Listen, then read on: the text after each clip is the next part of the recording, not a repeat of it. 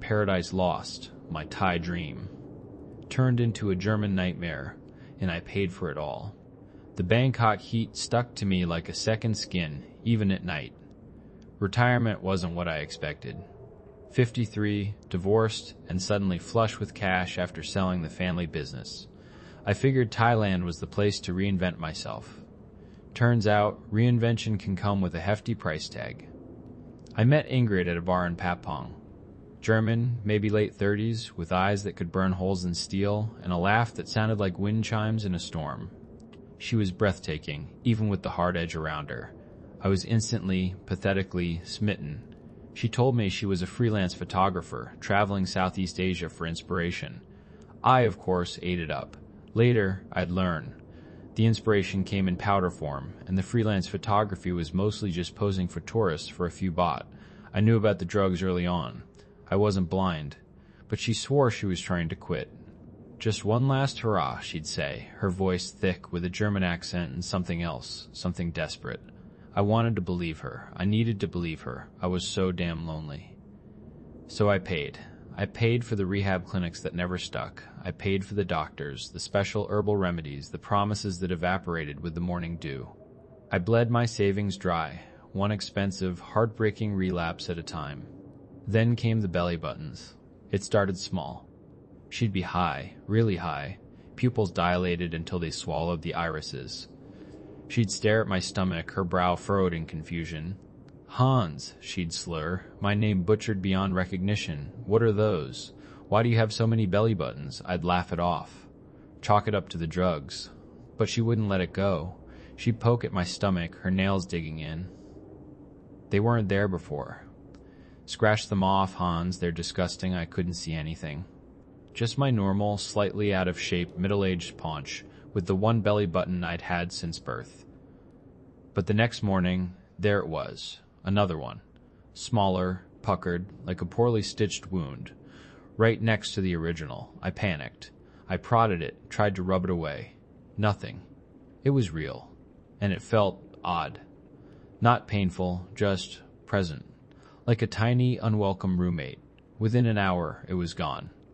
Vanished without a trace. Just smooth skin where it had been. I told myself I was hallucinating, that the stress was getting to me, but it kept happening. The drugs got worse, and so did the belly buttons. Ingrid's paranoia spiraled. She'd rant about the houses in our neighborhood, claiming she could sense their sexual orientation. Some were gay, she said, and others were straight. She'd accost the Thai locals, berating them for trying to sell a gay house to a straight family. I tried to stop her, but it was like reasoning with a rabid dog. She'd fly into a rage, screaming about the things growing on my body. She started seeing them everywhere. Tiny, grotesque mouths clustered on my arms, my legs, even my face. The original belly button, though, it seemed to thrive. I could feel it, a strange tingling sensation, like it was happy. It had company. Then came the teeth. Ingrid was obsessed with bending her teeth. She claimed they were too perfect, too straight. She'd spend hours in front of the mirror, contorting her jaw, trying to force them out of alignment. She blew more of my money on shady back alley dentists who promised to fix her smile. They never did. Her teeth always snapped back into place. Her frustration was terrifying. She'd scream, pound her fists, then turn on me, accusing me of somehow being responsible for her perfect, unyielding teeth.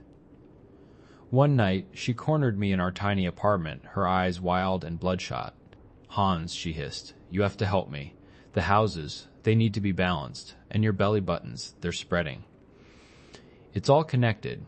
She started rambling about how to change the sexuality of a house. Rituals involving burning incense, chanting in German, and burying specific objects in the garden. I was terrified. This wasn't just addiction anymore. This was something else entirely. I looked down at my body. My stomach was covered in them.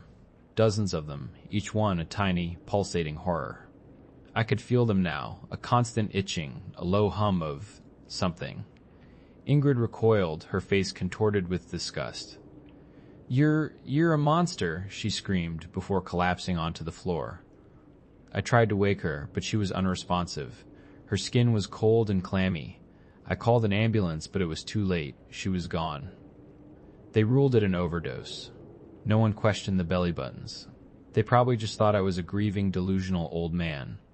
Now I'm here, back in my home country, living in a cramped hostel room. My savings are gone, Ingrid is gone, and the belly buttons, they're still there. Fainter now, less numerous, but still there. A constant, sickening reminder of my time in Thailand.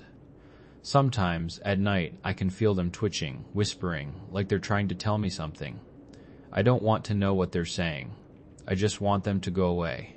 I just want to forget. But I can't. Because every time I look in the mirror, I see them, the belly buttons. And I know that something inside me changed in that Bangkok apartment. Something dark, something wrong, and I don't think it will ever go away.